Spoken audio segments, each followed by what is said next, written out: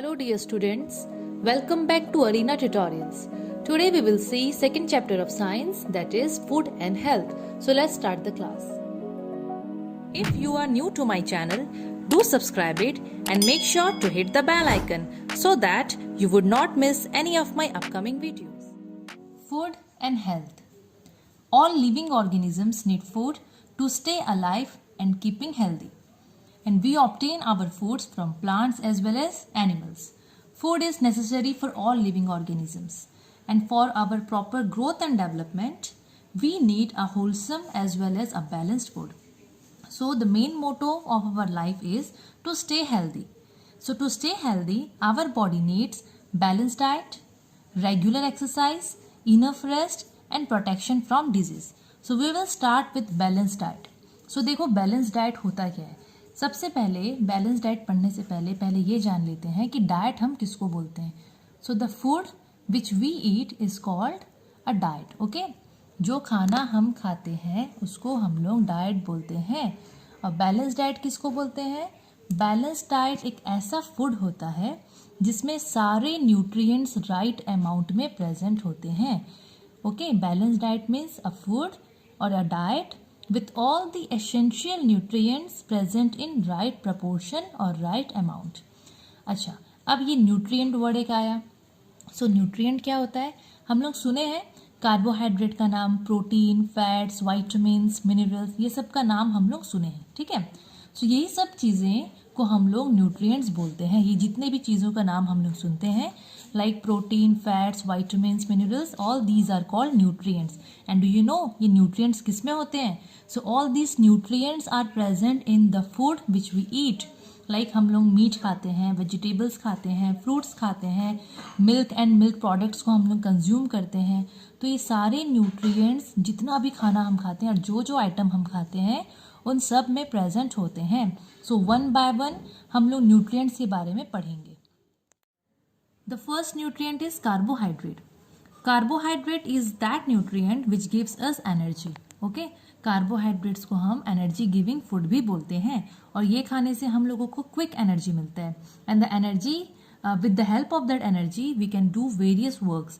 Like हम लोग play कर सकते हैं, हम लोग अच्छे से वॉक कर सकते हैं, वी कैन रन एट्सेट्रा. सो अब ऐसे कौन से फूड आइटम हैं जिसमें कार्बोहाइड्रेट्स मिलते हैं? So the sources of carbohydrates are sugar, bread, potato, rice, chocolate, sugar cane etcetera.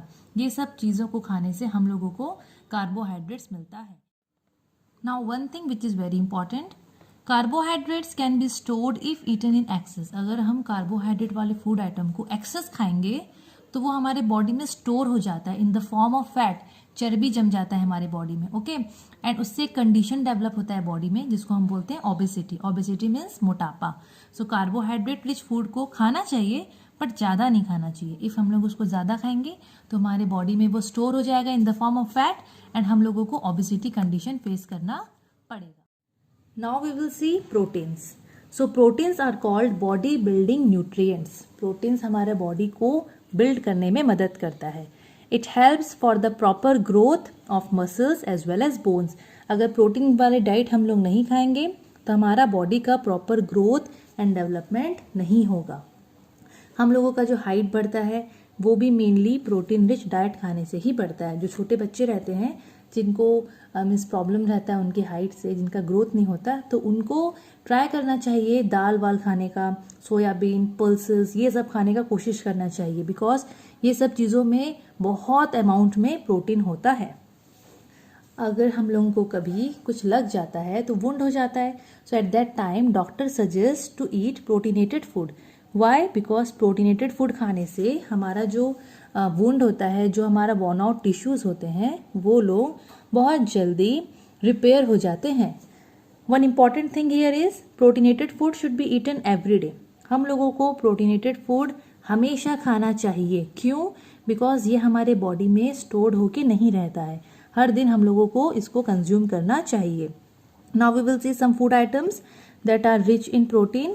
तो जितने भी नॉनवेज आइटम्स होते हैं like egg and fish, meat, जितने भी नॉनवेज आइटम है सब में प्रोटीन्स बहुत अच्छे अमाउंट में रहता है.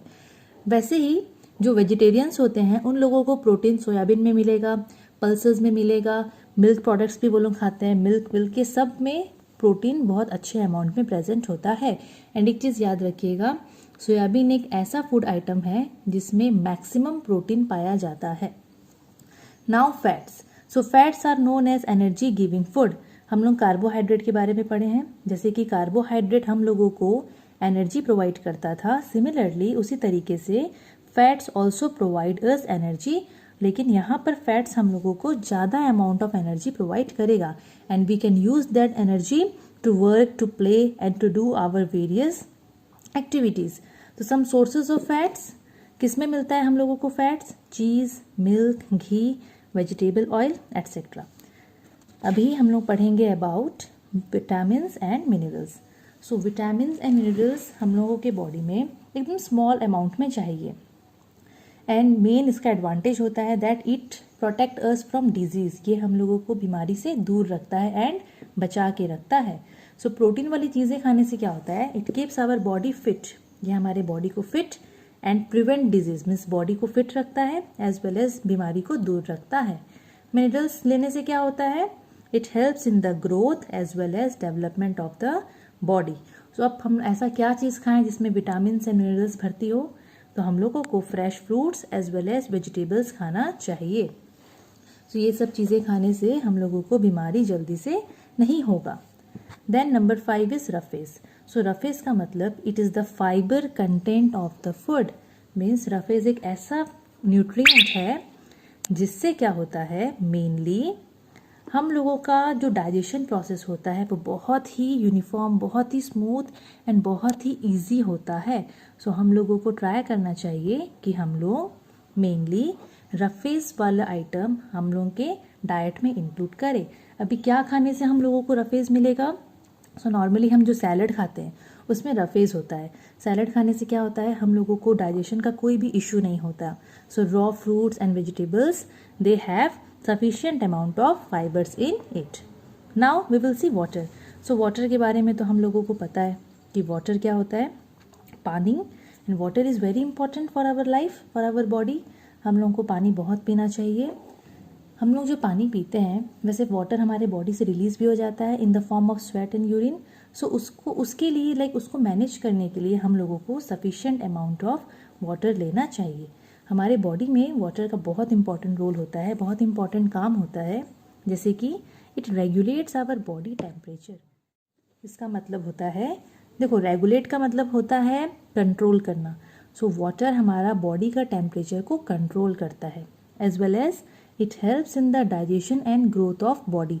अगर हम अच्छे से पानी पियेंगे तो हम लोगों को डाइजेशन भी मीन्स आराम से हो जाएगा एज वेल एज बॉडी का ग्रोथ डेवलपमेंट में भी कोई प्रॉब्लम नहीं आएगा और वाटर पीने से बहुत सारे इश्यूज होते भी नहीं हैं। Exercise is very important for our life. Exercise करने से हमारा बॉडी एकदम परफेक्ट शेप में रहता है, हमारा हेल्थ भी बहुत अच्छा रहता है। रेगुलर एक्सरसाइज करने से हमारा जो मसल्स होता है वो एकदम टोन्ड अप हो जाता है एंड एक्सरसाइज का बहुत एडवांटेज है, like it makes our muscles stronger, it improves breathing, blood circulation as well as digestion. हर चीज़ देखो एक्सरसाइज करने से ना एक भी प्रॉब्लम नहीं रहता। हम लोग को एक्सरसाइज करना अच्छा नहीं लगता है, वी थिंक कि अरे कौन अपना नींद को ख़राब करेगा, सुबह उठ के कौन एक्सरसाइज करेगा, बट एक्सरसाइज बहुत ही ज़्यादा इंपॉर्टेंट है हमारे लिए। एक्सरसाइज करने से डॉक्टर के पास भी नहीं जाना पड़ेगा। सो जो यंग बच्चे रहते हैं, जो यंग चिल्ड्रन हैं, they need to exercise more so that their body will grow and develop correctly. Exercise करने से हमारा नर्वस सिस्टम भी बहुत अच्छा रहता है, हमारे ब्रेन को ज़्यादा ऑक्सीजन मिलता है। अगर ब्रेन को ज़्यादा ऑक्सीजन मिलेगा तो ब्रेन भी बहुत अच्छे से बहुत एक्टिवली काम करेगा। अगर ब्रेन को ऑक्सीजन नहीं मिलेगा तो हमारा ब्रेन भी एकदम डल रहेगा, एकदम इनएक्टिव रहेगा। और हम लोगों को एक और चीज़ याद रखना चाहिए कि आजकल तो आउटडोर गेम्स उतना पॉसिबल नहीं है, but we must play outdoor games to keep our body fit. Outdoor games का भी बहुत इंपॉर्टेंट रोल होता है।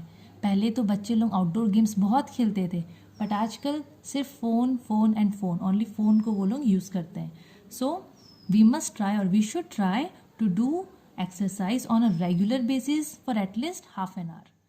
Now we will see posture. So posture is the position in which we hold our body when we sit, stand और move. जब भी हम लोग खड़े होते हैं तो हम लोगों को एकदम स्ट्रेट खड़े रहना चाहिए, and whenever we sit हम लोगों को उस समय भी एकदम स्ट्रेट बैठना चाहिए। We must walk upright. तो हम लोगों को हमेशा ट्राई करना चाहिए to maintain a correct posture. इसका एडवांटेज ये होता है कि it gives a graceful appearance to our body as well as it improves flexibility of our joints. Now rest.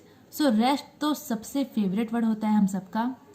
It is as important as the food and exercise. खाना और exercise जितना हम लोगों के लिए इम्पॉर्टेंट है, रेस्ट भी हम लोगों के लिए उतना ही इम्पॉर्टेंट है।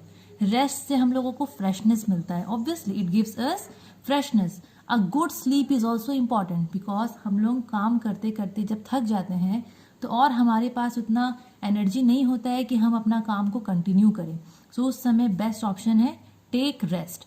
अगर रेस्ट ले लेंगे तो हमारा बॉडी फिर से रिचार्ज हो जाएगा, फिर से एनर्जी वो गेन कर लेगा। हमारे बॉडी सिस्टम को भी, अंदर का जो सिस्टम होता है उसको भी थोड़ा रेस्ट चाहिए सो दैट हमारा बॉडी एकदम एफिशिएंटली काम कर सके। So a good sleep provides rest to the body system and rest is also important for the brain as well as nervous system. Rest करने से हमारा माइंड भी हेल्दी रहता है एज वेल एज हमारा बॉडी भी एकदम हेल्दी रहता है। सो आज हम लोग यहीं तक पढ़ते हैं। नेक्स्ट क्लास में we will read about disease, its types and many more things related to it. Thank you.